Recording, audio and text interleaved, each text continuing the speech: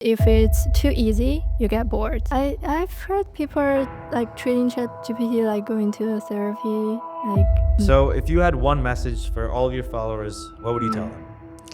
hate school, don't hate learning. Andrea Li, you are a content creator in the study niche, and you have a really interesting story. Where does it start? How did all this come to be? Thank you. Also, welcome. Yeah, thank you for having me. So I was born and raised in China, and I went through the entire school system, high school system, and undergrad in China, and then went to US for grad school. So when I was in high school, I actually had pretty good time because I fit into the system pretty well. I follow instructions pretty well, and I think I did, I did enjoy learning at school, which most students don't. I did So- not.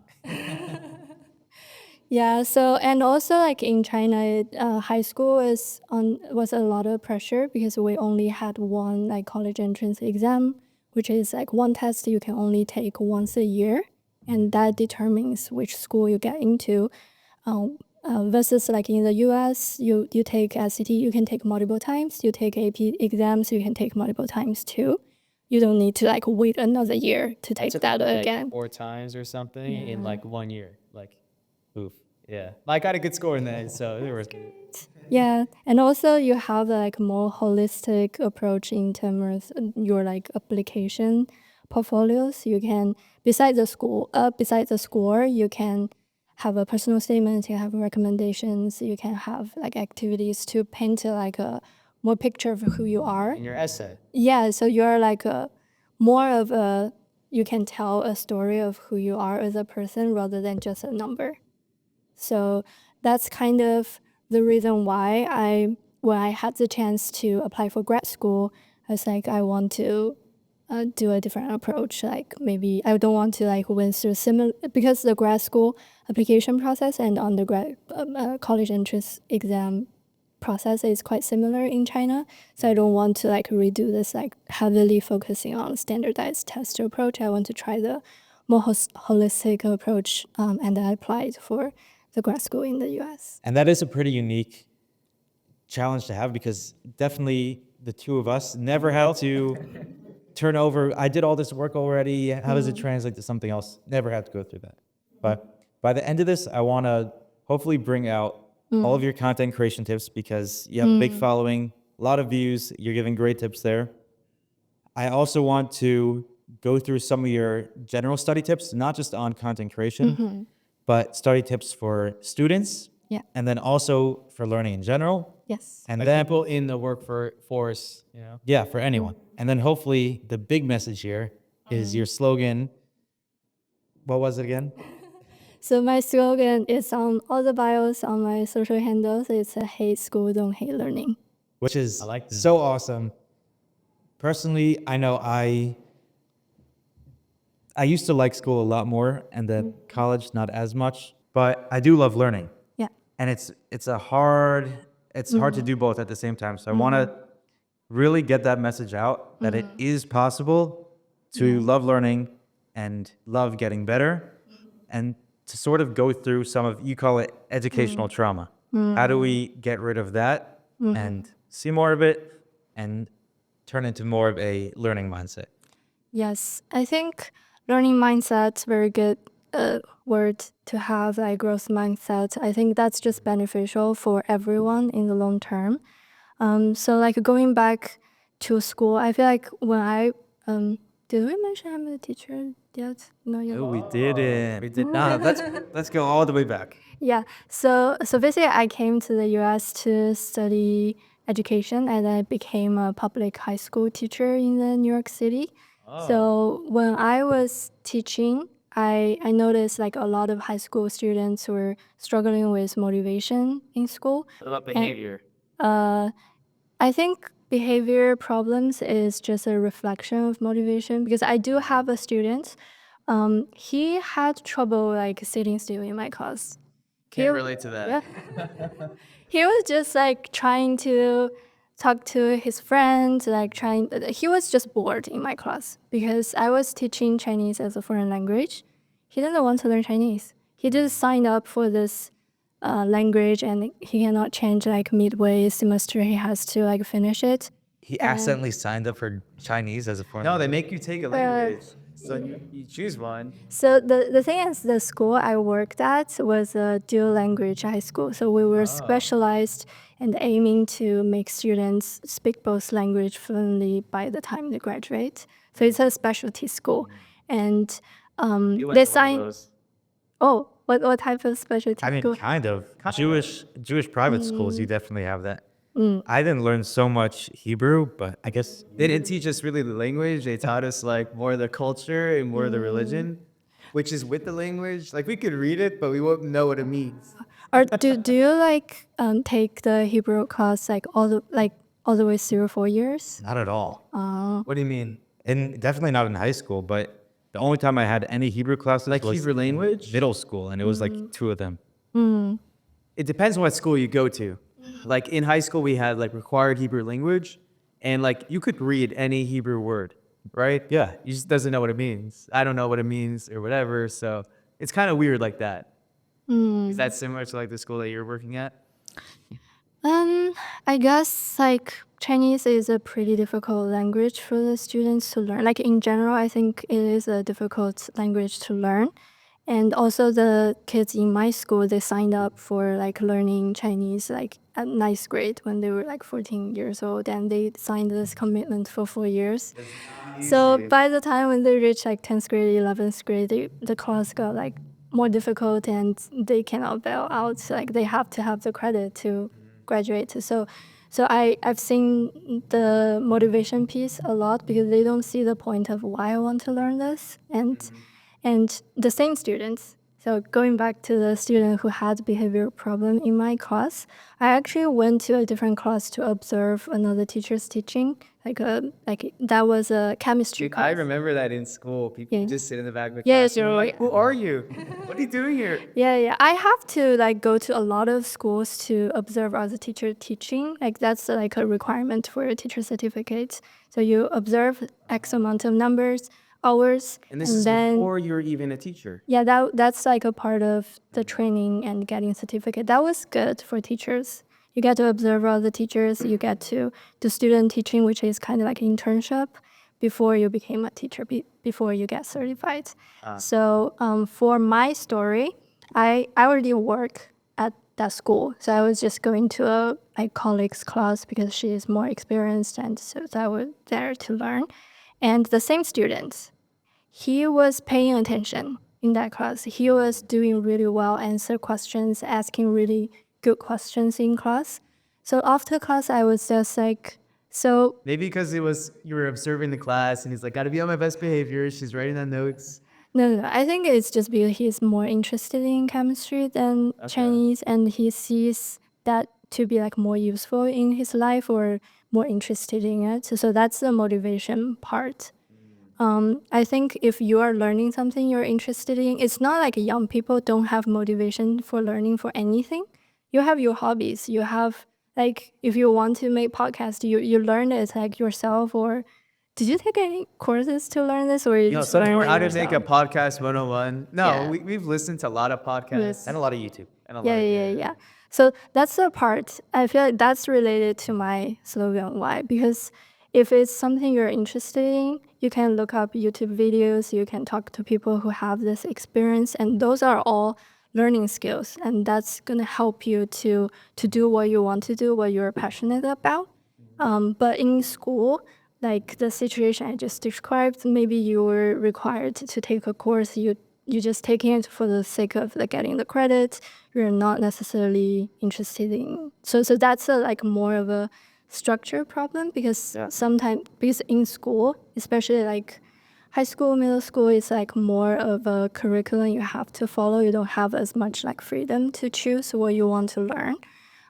So that's kind of tied into like the whole motivation or behavioral problem people are experiencing. Students feel like they were stuck there, and if they didn't do well in classes, no matter behavior or grades, they get punished by that, and that's like really bad, like negative motivator for people. Like they get bad experience in school and they just hate teachers, hate books, hate learning in general, but that's actually hurting themselves instead of benefiting. Because for students, especially minors, they don't have, that's a way of protesting. Like they just like, I'm gonna just hate learning. I don't want to do the homework. I just use this to Not fight you know? to fight like adults. But actually that this protesting is actually hurting themselves because learning is important. It's just like maybe you don't like this class, but it doesn't mean you don't like learning. Like you feel like, yeah.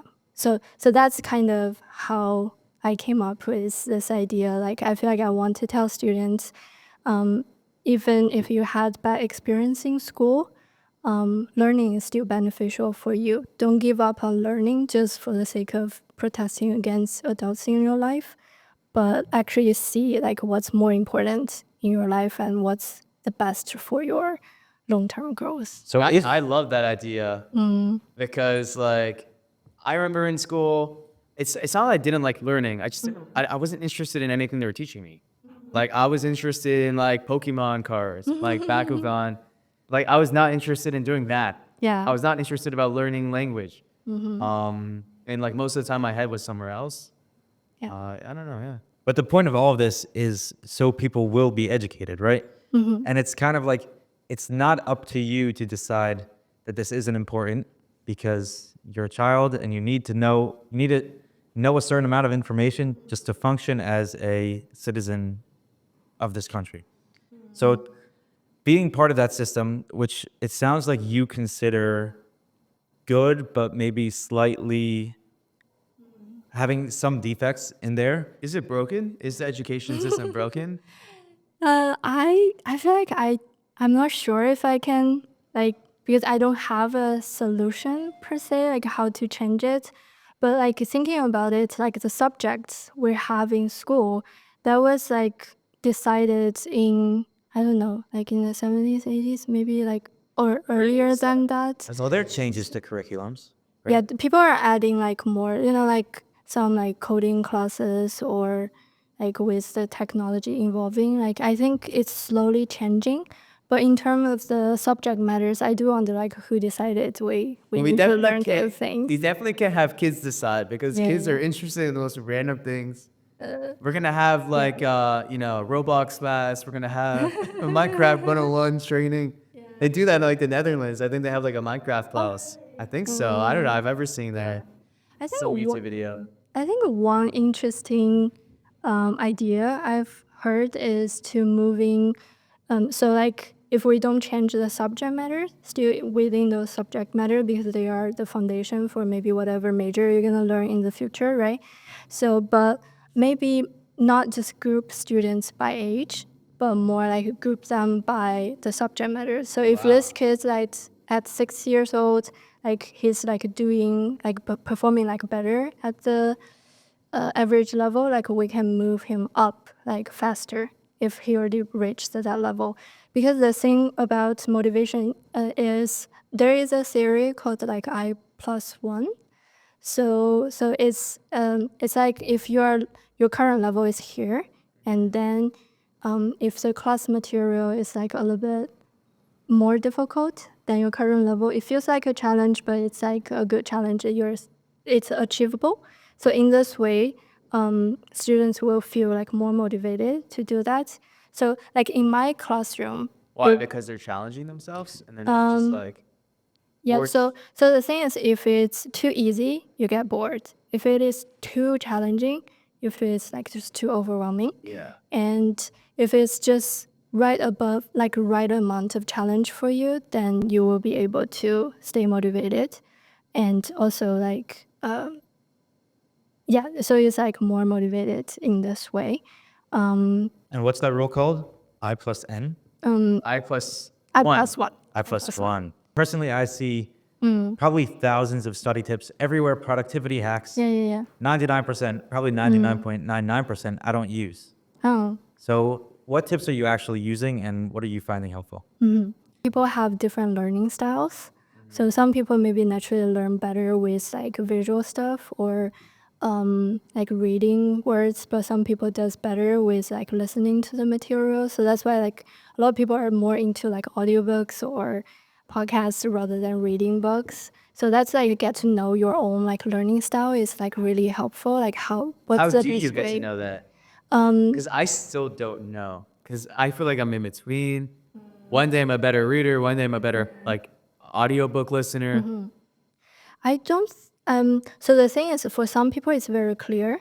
They're just leaning all the way towards one side rather than the other one. But some people, it's like a mix. So it's kind of like on a spectrum. So, so trying different study methods is a great way to discover what works best for you. And another thing is, I think it's hard to focus on like new methods, like try 5 methods like at the same time. That's just too much. If you think this is a valid tip, try to focus on that for 1 week, 2 weeks, 1 month. Just like keep that in the back of your mind and do that.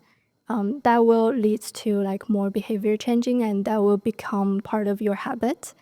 Then you will stick. That's so cool because we have like a similar approach to social media of like we have to try one format because if we try too many, we don't know what worked. We don't know if it's working. So that's pretty cool. Yeah. So what have you changed in the past, let's say 5 years? Yeah. What practices have you personally started using?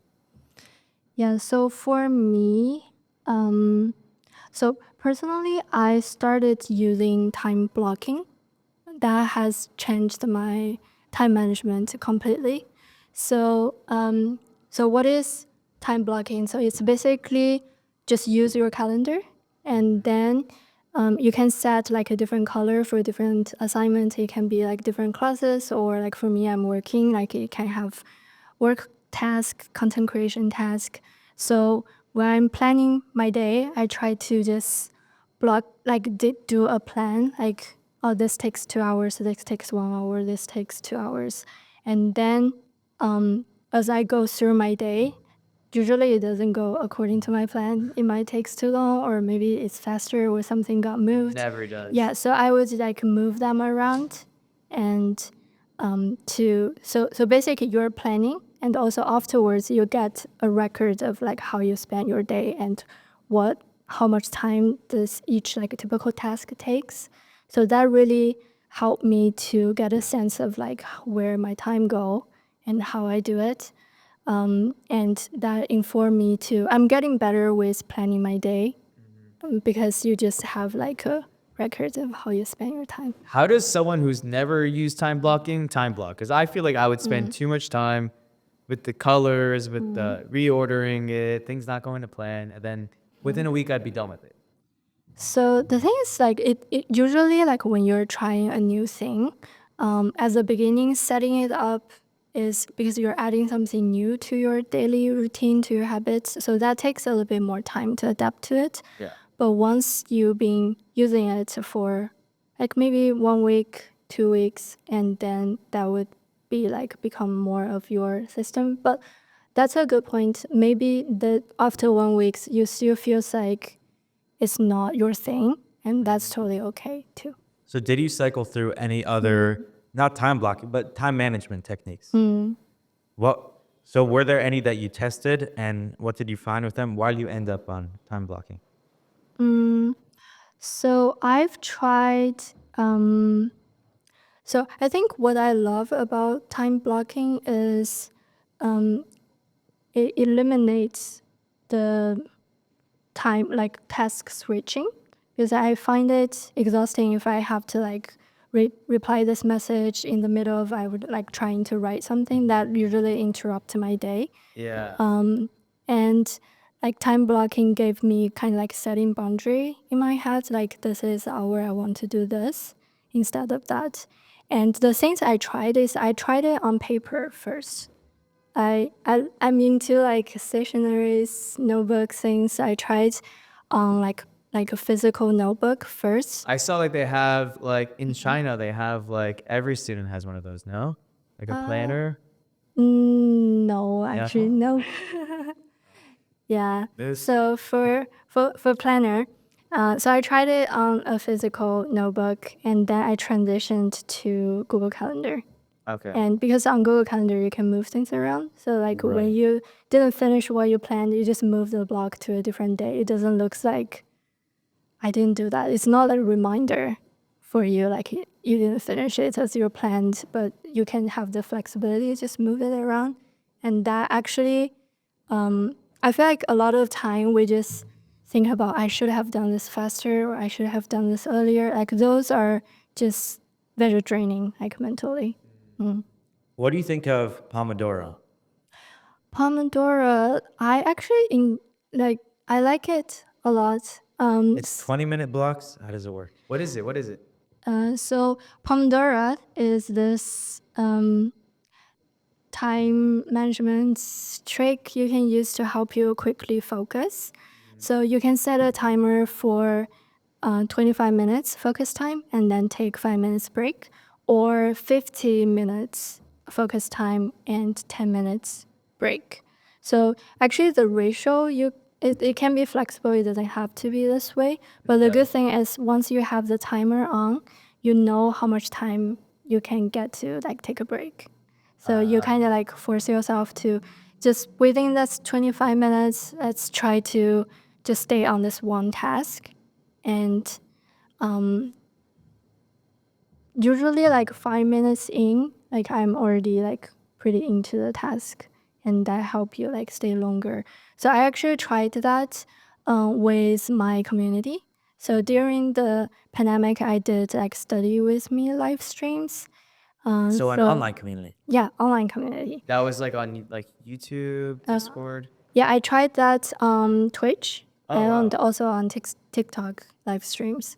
So That's really I would do that because at that time everyone is like at home, like you're not going to. I was You're not taking, able like- to study then Yes. because everything was on my laptop. Yeah, and everyone feels like feels like they have people they're studying with rather than just stuck at home by themselves. So I was doing that with my followers. Like I would set a timer together. So we do it together 25 minutes. If they get distracted, they see me and they'll be like, oh, maybe I should get back. And then also they can talk to each other too, like in the comments section. So it feels like not just. Is that not distracting from their focus time? I hope they were focusing during the focus time because I was focusing. So I don't know if they were doing that. But we have like take a break together. Then we can like chat and they can ask me questions. I can provide study tips or whatever. Part of the reason why we work in a co-working space that's amazing, like Nomad Works, sponsor of the podcast, is because like people are working. You see people working around you. So it's like my default is to work right now. So I feel like that's like kind of similar to the method, but I do want to try the Pomodoro. Are there, Sounds like a fruit. those are all more productivity tips. I know you have a lot of tips for students. So what are some of those that you've found helpful? While you were a student, what were you using? One study method I used when I was in school, that was actually a pretty common practice, like teachers ask students to do, which is to, after exam, like write down the things you got wrong, what's the correct answer, and why it's wrong. So you kind of like forcing you to reflect on your mistakes, and hopefully, like next time you can get better. And that's like a notebook thing. We just did it like very manually. But recently, when I visited China, I noticed like people started to create like template for this whole like reflecting on your mistakes thing. So you have a like notebook template, and then you have a checklist for you to review it multiple times.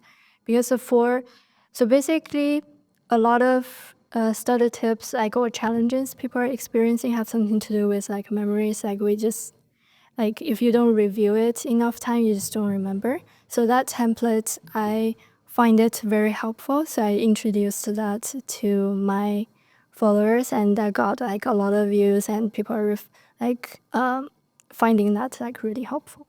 So I think for memory, it's how our memory functions is like very simple. It's like if the brain just thinks, oh, is this a useful information? Is this like something like you will use in the future? If yes, then they will keep it for you. But if you don't revisit that memory or that piece of information you had, then your brain will think, oh, he doesn't use this. Like I can just delete this. So that's how our brain works.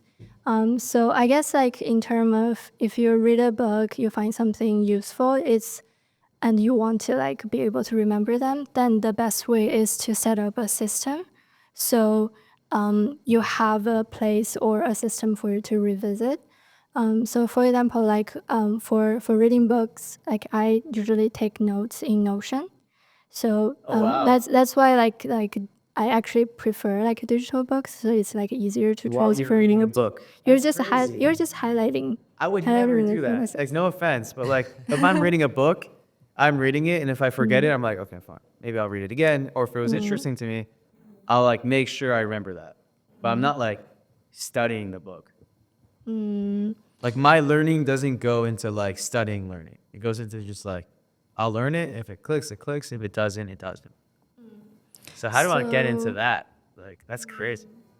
Like one tip I give my audience is like it's better to set up like a information system, almost like a database of your knowledge. I personally I use Notion. Like I just transfer the notes. It can be like I watch the YouTube video. I just quickly jot down some like key information I want to remember. Or if I'm reading an ebook, I can just highlight the system, highlight some sentences, and I would just transfer my notes directly into Notion.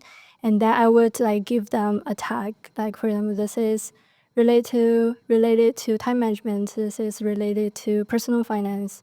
And then when later on in life, if I want to like maybe like I run into another like personal finance problems, like I can just search that tag and all my notes related to personal finance will show up again. And That's in so this cool. way, I feel like at least it creates an opportunity for you to revisit things you've jotted down. And also because you have notes under the same topic from multiple sources, once you revisit this, you are able to make more connections between like different things. And usually like when one piece of information, if it has like more connections, it's like easier for you to remember. That's really cool. So that's So what makes the cut here? Because walking down the street, you have all sorts of information that you pick up, or a random thought that'll come to your mind. Are you putting everything into your Notion, or it's just books? pretty much like if I have, because my random thoughts can be turned into video ideas. So I have like a separate section for video ideas. So I'm trying to That's like so cool. remember to transfer that from whatever notes I quickly jot down and put that into a system. What If was the this- hardest thing that you had to like learn and put into there? Yeah. You mean the content I put in, or Yeah, what's yeah. the hardest for this going on in your life? process? What do you mean by the hardest? Like you have all this information, things that come top of mind. So the things that are like things that didn't come easy that you had to put in there. Like I see this as like this is like what your brain has, which you can't access. Like you have this database of all the information you have. Like this is like a resume like plus. Because now it's like instead of all your job experience, all your classes, what classes do you sit in on, these are like all the information I received from my classes. Like that's pretty cool. So there is a concept called second brain. I don't know Okay. if you guys are familiar No, with. but I feel like this is your second brain. Yeah, it is. It is literally there is a book about second brain. I highly recommend. So basically, because we as humans, it's impossible for us to just retain all the information. Like if you want to like remember everything you read, that's just not realistic.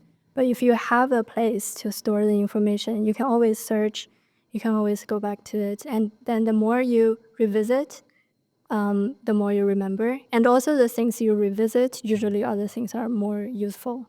Can you learn from other people's brains? Like if I see your Notion, Right. can I just be like, give me your knowledge? Like let me- That's actually a really good idea. Like if that could be like a platform, an app. Like maybe it's like in the future there will be things like they could that. Neuralink just downloading everything from your brain and just like That's crazy. We can probably have it even now with ChatGPT, just going based off of what queries people put in. What queries? Oh, okay, fine. I think that's how you pronounce it. But That's so I would. cool. There are a lot of people I've heard. They said that they would talk to ChatGPT, which I personally don't do at all. Like the chat But function. you can, like, yeah, but you can learn a lot about someone just based off. They have all their conversations recorded with their like biggest questions in life that they're asking to AI. Yeah, I've heard people are like treating ChatGPT like going to a therapy. Like, Yeah, Kinda scary. it could be a really good therapist if you were like honest and open with it. Probably. On the topic of AI, do you think AI is going to take more of a front seat in classrooms? I think it's already kind of happening. I guess I've seen so many videos of like Let's get into content creation. What are your big tips there? And how do you get started in the first place? What were some of the mistakes you were making at first that you could sort of tell people, don't do this? Instead, try something like this. Yeah, so I think because I have a background in education, I had the experience like teaching students in the classroom. So I guess this is like an audience like I feel familiar with, and when I'm creating content and sharing my tips online to them, it actually created a quite similar experience with like in the classroom, but I'm able to reach like a wider audience, and also I feel like every student's needs is a little bit like unique and also to where they are in life or in school.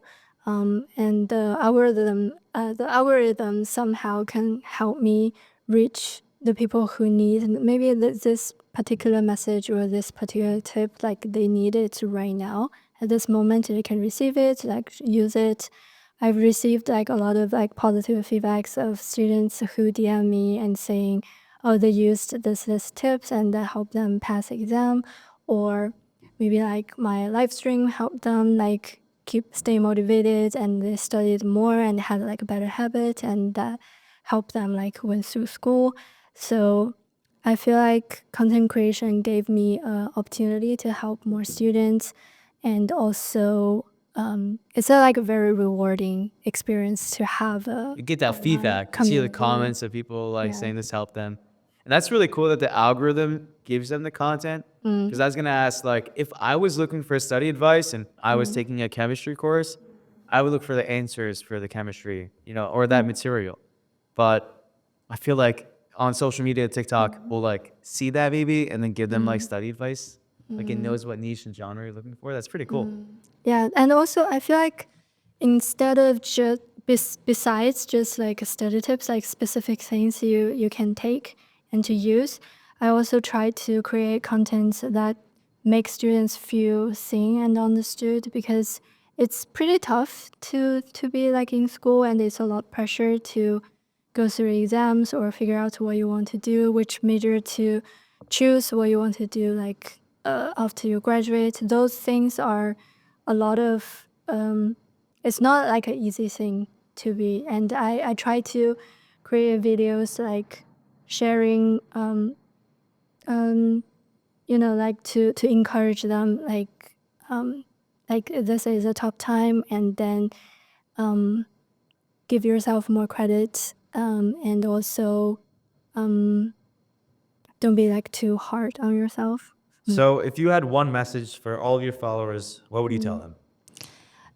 So for that, I do want to kind of address, because I stopped posting for quite a while in 2024. So I do miss them a lot, and I'm planning to coming back and provide like more advice, not just for students. Actually, because my followers, they grow up. Like some of them already graduated, or they moved from high school to college or college to work. So I guess what I want to say is in the future, like I'm hoping to provide more study tips, but also more like self-learning, self-education tips, so it goes beyond just in school settings, but also like how to continue improving or learning new skills if you're not at school anymore.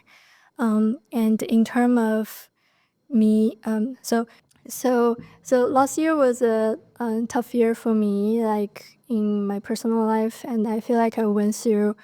I wasn't at the best state in terms of experiencing like some burnout, and my like long-term relationship ended. I went through that, like, so it's like emotionally or mentally I wasn't at that best state to create content. I feel like that's also something like in terms of like content creation in general, because a lot of content creator, like for me, for example, I am just a one-person team. I does everything from research, idea, writing, shooting, editing, distributing, like managing community. So basically everything is just one person. So when me like physically or mentally wasn't at the best state, it was very challenging to keep the thing running. Yeah. And also I think that's just comes down to I guess that's a good message for everyone. Okay. Well, thank you, Andrea, for coming on the show. We had a great time. Yeah. Definitely learned a lot about studying and for the culture in general of learning. Yeah. Thank you.